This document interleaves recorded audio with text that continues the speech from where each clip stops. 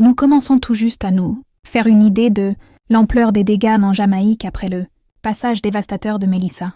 Derek Van Dam, de CNN, se trouve dans l'ouest de l'île et constate les dégâts considérables et catastrophiques. Nous nous rendons actuellement dans l'ouest de la Jamaïque, là où l'ouragan Melissa a touché terre. C'est la première fois que nous pouvons quitter Kingston, la capitale, en toute sécurité. Vous pouvez voir ici quelques traces d'inondations sur les routes.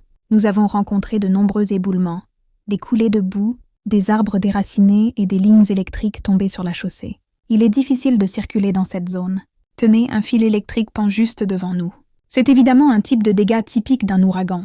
Mais plus nous nous enfonçons dans la zone sinistrée, là où le cœur de l'ouragan a frappé, plus nous prévoyons que les dégâts seront étendus. Et bien sûr, la météo a été un défi. Nous avons rencontré beaucoup de brouillard. Ces routes étroites qui serpentent à travers ces régions, alors que nous nous dirigeons vers la paroisse de Sainte-Élisabeth, dans l'ouest de la Jamaïque, nous rapprochent de plus en plus de New Hope, le point d'impact officiel. Ce sera un vrai défi, mais nous allons essayer de faire un reportage depuis cette... Regardez ce ravin creusé par les fortes pluies. C'est vraiment impressionnant.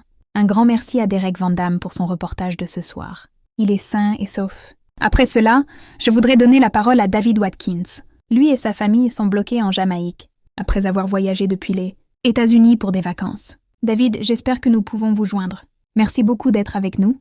Tout d'abord, comment alliez-vous ce matin, vous et votre famille? Bien. Heureusement, nous avons survécu au pire de la tempête. Nous sommes dans le Montana. Ça s'en est un peu mieux sorti que dans d'autres endroits. Oui, mais quand même, Montego Bay a été directement touché. Je veux dire, tu viens de Myrtle Beach, en Caroline du Sud. Tu connais sûrement les ouragans. Raconte-nous comment c'était de vivre une tempête de cette ampleur.